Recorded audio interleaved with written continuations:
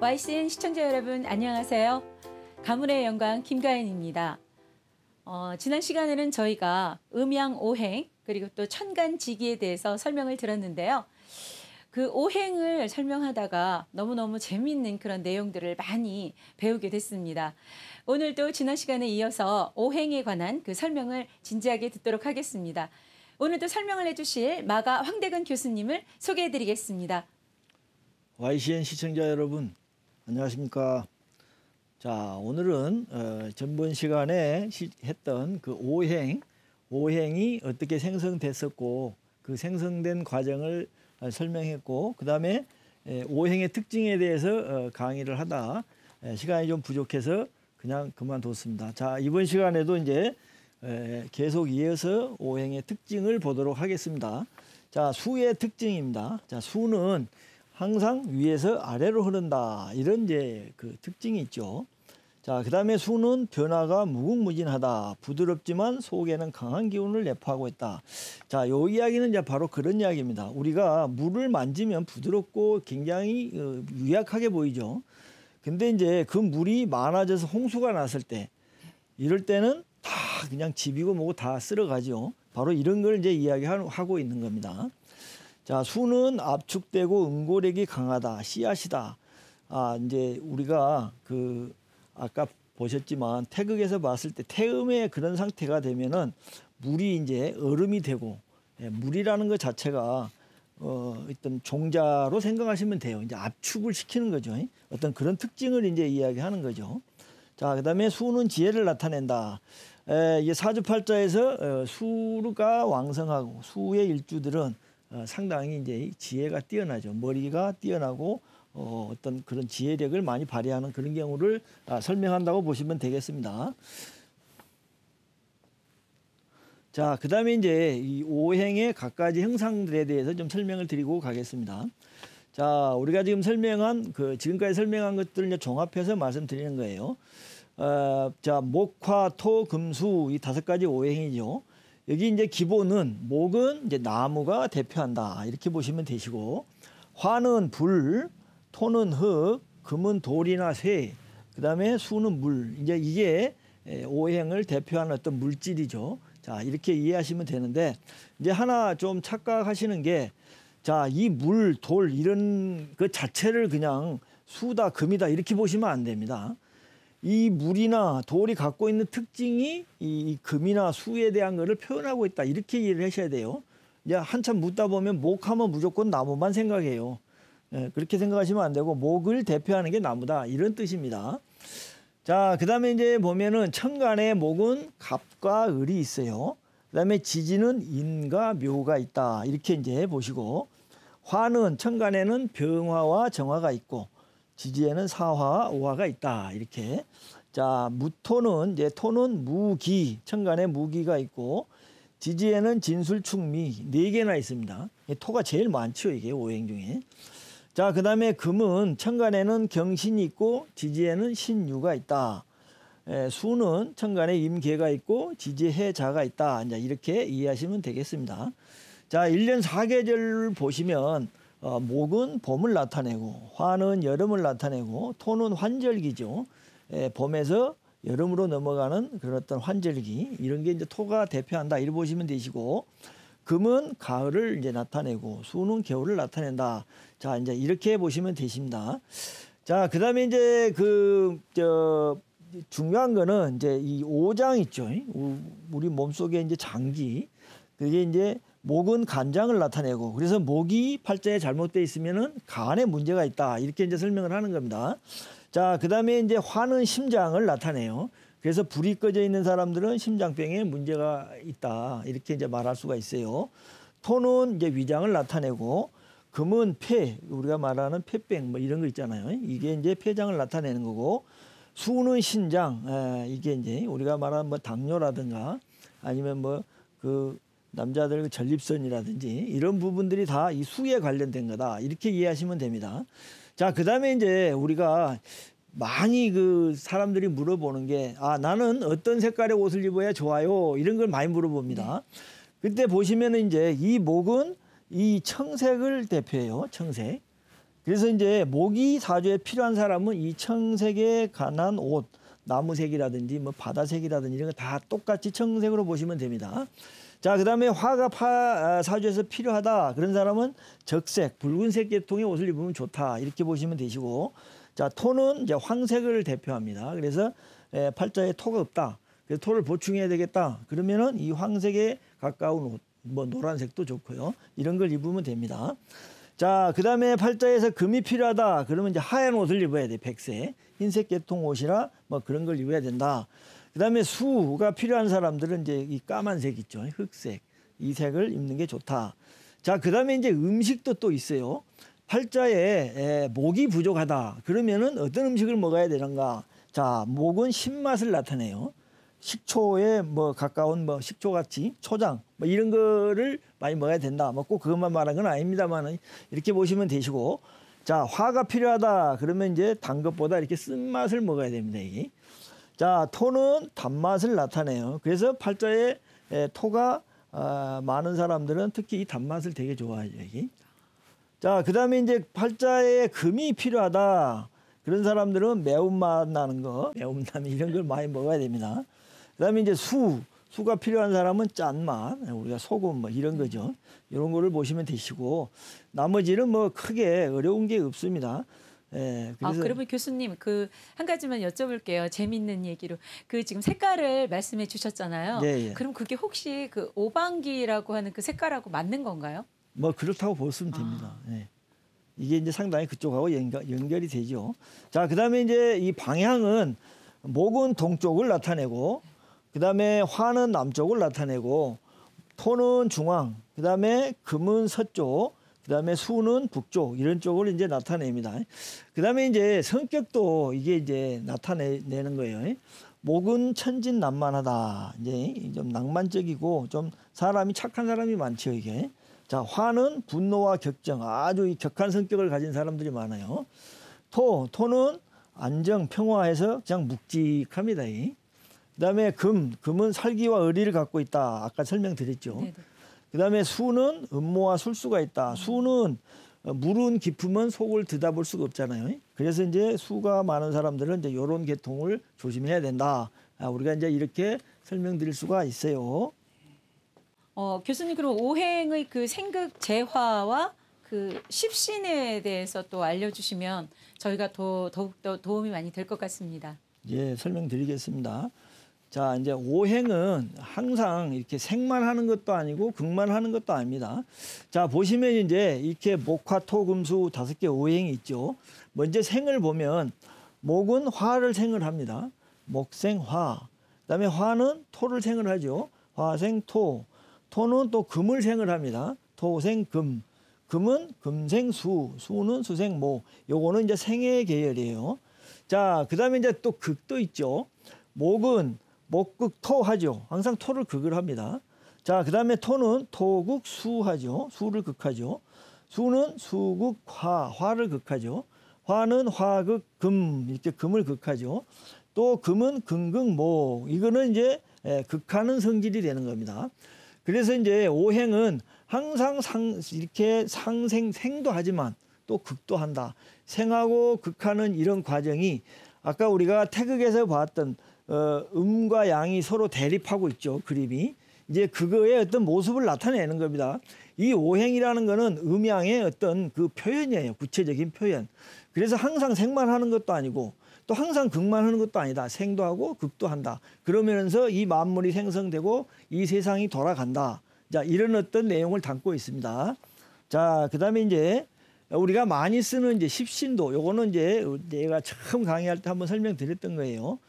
자, 이제 이게 중요해요. 왜 중요하냐면은 우리가 실제로 쓰는 거는 뭐 재성이니 또 식신상관이니 뭐 인성이니 이런 이야기를 쓰는데 저게 왜 나오는가? 이제 이거를 이제 설명드리는 거예요. 지금 현재는 여기 지금 토를 이제 중심으로 설명해 놓은 겁니다. 이 토를 생하는 거. 여기 지금 화가 화생토 아까 봤죠? 이렇게 생해 주는 놈을 인성이라 그래요.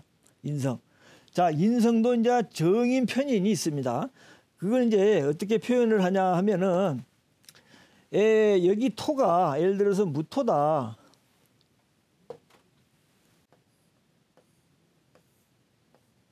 자, 무토. 이제 무토는 이걸 이제 양이라고 그래요. 근데 이제 정화, 화 중에 정화가 무토를 이렇게 생한다. 그러면 요걸 이제 음으로 봅니다. 나중에 또 음양을 설명드리겠지만 이렇게 음이 양을 생하는 이럴 경우에는 정인이다 이렇게 말하고, 만약에 병화는 이제 똑같은 양이죠. 양이 양을 이렇게 생할 때는 편인이다. 이제 정인, 편인, 정편은 이런 식으로 나눕니다. 음이 양을 생해 줄 때는 이제 정인 이렇게 말하고, 똑같은 양이 양을 이렇게 생할 때는 편인 이렇게 말한다. 이렇게 이제 정과 편을 구별을 한다. 이렇게 이제 보시면 됩니다. 기본적인 거는 나를 생해 주는 거는 인성이다. 이렇게 이제 보시면 되시고, 그다음에 내가 생해 주는 놈이 있어요. 내가 생해는 게 식신상관. 토에서는 토생금 하죠. 그래서 금이 식신상관이 됩니다. 자, 그다음에 토는 또 나를 극하는 놈이 있어요. 목이 나를 극하죠. 목극토 할 때 여기는 이제 관살, 관성도 되고 칠살도 된다. 이 나누는 거는 양이 극을 하냐, 음이 극을 하느냐. 이걸 이제 구별해서 양이 극을 할 때는 칠살, 양은 이제 여기서 경금이 간목이 되겠죠. 간목이 요거는 똑같은 양이 양을 극할 때는 칠살. 그다음에 을목이 극할 때는 음이 양을 극할 때는 관성 이렇게 한다. 이렇게 이해하시면 됩니다. 자, 그다음에 이제 내가 극하는 놈이 있어요.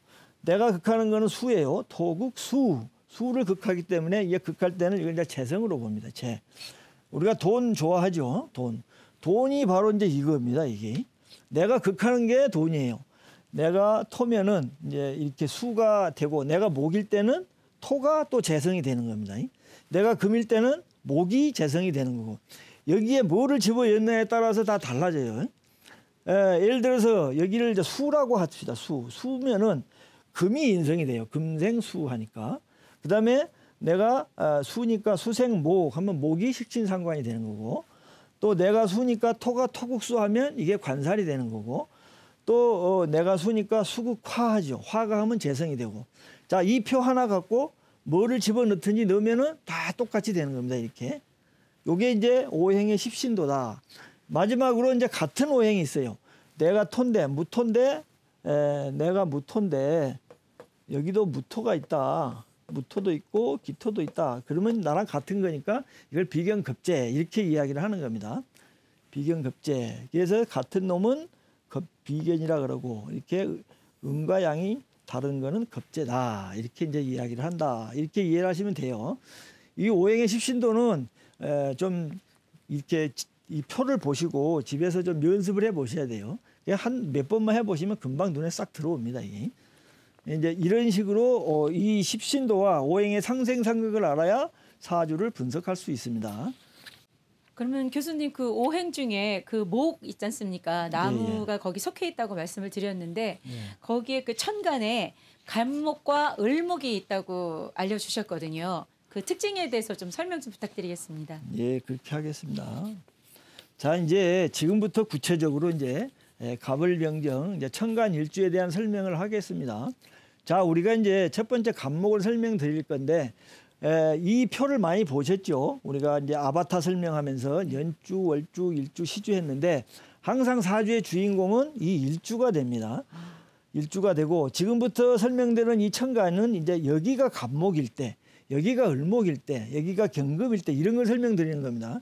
팔자의 주인공이 어떤 오행인가 그거를 놓고 이제 갑을병정의 특징을 설명을 드린다. 이렇게 이해하시면 되겠어요. 자, 간목 이어서 할게요. 간목은 시작이다. 지금 이제 이렇게 했는데, 시작인 이제 왜 이렇게 목을 시작으로 잡냐? 천간의 출발이 갑을병정으로 나가서 하는 것도 있지만, 사실 이제 이 목이라는 게 음에서부터 양으로 변화해 오는 그 시발점이 되거든요.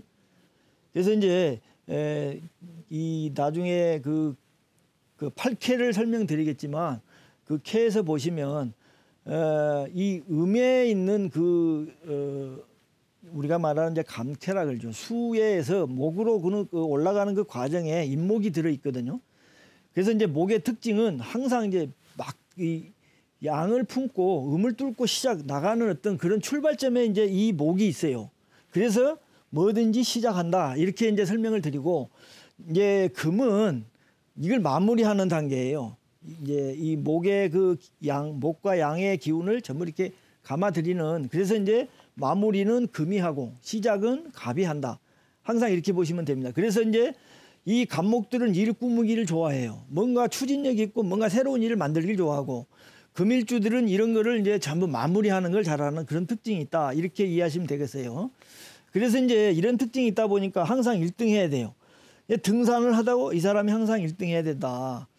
그래서 이제 보면은 항상 이렇게 1등 하다 보니까 강박관념에 사로잡혀 있고 막 뭐든지 빨리빨리 해야 된다. 이제 이런 생각을 많이 하게 됩니다. 우리가 이제 산에 가서 1등으로 올라가는 사람들을 보면은 이 갑목일주들이 많아요, 보면. 왜냐하면 이 목이 이제 어떤 그런 특징을 갖고 있기 때문에 그렇다. 이렇게 이해하시고. 자, 그 다음에 이제 갑목은 환경을 중시한다 그랬죠. 왜? 이 목은 자기가 뿌리를 내리고 서야 되잖아요. 이 토가 굉장히 중요하죠. 그래서 갑목은 이 환경이, 우리가 그 맹모 삼천이라는 이야기가 있죠. 그게 많이 적용이 됩니다. 자, 그 다음에 사회에서 성공할 확률이 높다. 앞만 보고 달린다. 이게 항상 1등 해야 되니까 막 추진력이 있죠, 이 사람이. 자, 근데 이제 또 하나는 한번 좌절하면 쉽게 일어나지 못한다. 목은 한번 꺾어지면은 회복이 불가능해요. 그 정이품송처럼 그런 큰 나무지만 만약에 가지가 꺾였다, 위에 머리가 꺾였다, 그러면 그 나무로서 쓸 수가 없죠. 이제 갑목의 특징이 어떤 그런 게 있다. 이렇게 보시면 되시고, 죽어도 자존심이 있어서 절대로 아래에 있지 않고 항상 높은 곳에 있다. 자, 나무는 크면 대들보로 쓰고 썩가래로 쓰고 당산나무로 쓰고 뭐 이렇게 쓰잖아요. 그래서 갑목의 특징은 항상 위에 있다. 1등이다. 또 나중에 설명드리겠지만 고귀하다. 자, 이렇게 이해하시면 됩니다. 자, 을목. 이제 을목을 나타내는 거는 이제 곡식, 약초, 덩굴식물 이런 거예요. 이렇게 큰 나무를 감고 올라가는 그런 거 많잖아요. 그런 나무들. 그다음에 이제 우리가 잔디 있죠, 잔디. 잔디도 대표적으로 을목. 그다음에 이제 벼, 그다음에 보리 이런 곡식도 전부 다 을목에 해당됩니다. 자, 을목은 특징이 이해타산이 빠르다. 계산해서 손해 날 것 같으면 안 해요. 그래서 자린고비, 수전노, 사일록 이런 사람들이 많아요. 굉장히 자린고비라든지 이런 사람들이 을목에 많다. 자, 그 다음에 이제 을목의 특징은 환경의 적응력이 굉장히 뛰어나다. 이제 잔디, 잡초 이런 게 그렇죠. 그래서 이제 이런 예가 있어요. 그 히말라야 산을 넘어가는데 비행기가 추락을 했어요. 그래서 이제 다행히 눈에 떨어졌기 때문에 비행기가 폭발을 안 했는데, 나중에 구조대가 찾아가 보니까 그 죽은 사람은 죽은 사람이고 산 사람은 살더란 이야기지. 뭐냐면은 거기에 있는 다른 사람들의 시신을 먹고 있더라는 거예요. 그게 누구냐? 을목들이 그렇게 한다는 겁니다. 이렇게 환경의 적응력이 뛰어나다. 이런 거예요. 그래서 이제 을목을 스파이로 보내면 100% 실패한다는 겁니다. 을목은 이 스파이는 죽을 때까지 말 안 해야 되잖아요. 근데 을목은 가서 타협을 해요. 이 적응력이 뛰어나다는 겁니다. 그래서 을목을 보내면 안 되고 신금을 보내야 된다. 여기는 절대 말 안 합니다. 이게. 자기 한번 마음 먹고 하면은 그 한여름에 서리가 내리는 게 바로 이 신금이에요.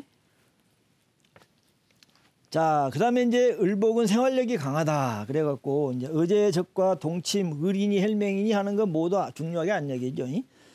우선 이익이 있으면 가고 또 거기에 따른 생활력도 무지 강하다. 이렇게. 목도 이렇게 특징이 있다. 이렇게 이해하시면 되겠습니다. 그럼 교수님, 을목을 많이 갖고 계시는 분들은 친구분들이 좀 없지 않을까요? 이제 팔자 전부를 봐야 되지만 이런 특징이 있으니까 아무래도 좀 그런 영향이 있겠죠. 시간이 되실지 모르겠는데 어떻게 그 오행 중에 그 화까지 설명이 가능하실까요? 거기에도 천간에 병화, 정화가 있다고 들었는데 예. 특징 설명을 부탁드리겠습니다. 예, 그러겠습니다. 자, 병화는 명렬합니다. 저돌적 공격성, 그 다음에 불같은 성격, 장비, 화웅, 대모대, 선봉, 그렇죠. 이 병화는 이제 큰 불로 보시면 됩니다. 그래서 그냥 확 피어나는 불은 뭔가 이제 상황이 벌어지면 먼저 뛰어가고 이제 그런 어떤 특징이 있죠. 저돌성, 공격성. 그래서 대표적인 게 삼국지에 나오는 장비 네. 이런 사람으로 보시면 됩니다. 그래서 대모대 선봉이 많고 이러다 보니까 병화가 실수가 많아요. 이게 앞뒤 안 재고 막 튀어나가거든요. 이제 좋은 거는 용기예요. 장점은 용기인데 실수가 많다. 이제 이렇게 보시면 되시고, 자 정화는 이제 병화하고 달리 아름답다. 밤하늘의 별, 촛불, 등대불 이런 거죠. 이 정화는 이제 병화하고 달리 사람이 만든 불이다 이렇게 보시면 되고, 굉장히 헌신적이고 봉사하고 사랑하는 사람이다. 그다음에 따뜻하다. 가슴이 따뜻한 사람. 이런 사람들이 이제 정화가 많고 정화에 충신이 많아요. 네. 우리가 대표적인 계백장군 이런 사람들이 정화다 이렇게 보시면 되시고, 중요한 거는 정화는 문명이다. 인간이 만든 화는 다 정화다. 인간이 이뤄내는 문명이 전부 이 정화에 해당됩니다. 그래서 이제 이 정화를 기반으로 해서 정임합을 하게 되면 영화나 이런 그런 사주가 많이 나온다. 이렇게 보시면 되시고, 마지막 문장은 정화, 선비가 정화다. 가만히 두면 선비지만 건드리면 병화다. 정화도 화예요. 이게 많을 때는 이게 정화, 화가 많을 때는 병화로 보는 겁니다. 그래서 병화의 성질이 나타난다. 이렇게 화는 이해하시면 되겠습니다. 가문의 영광 시청자 여러분, 오늘은 어떻게 보셨어요? 저희가 그 오행의 그 천간 지지에 대해서 알아봤는데요. 이번 시간에 설명드린 거는 그 오행 중에 또 그 목하고 화에 관한 거를 설명드렸습니다. 점점 너무 재밌어지는 것 같지 않으세요? 본인의 그 사주풀이를 해보고 싶은 어떤 그런 생각이 드실 것도 같은데요. 앞으로 더욱더 여러분들에게 또 의미 있고 또 잘 해결해 갈 수 있는 그런 설명들 많이 해주실 거니까 여러분들 많은 시청 부탁드리겠습니다. 시청자 여러분, 오늘도 감사합니다.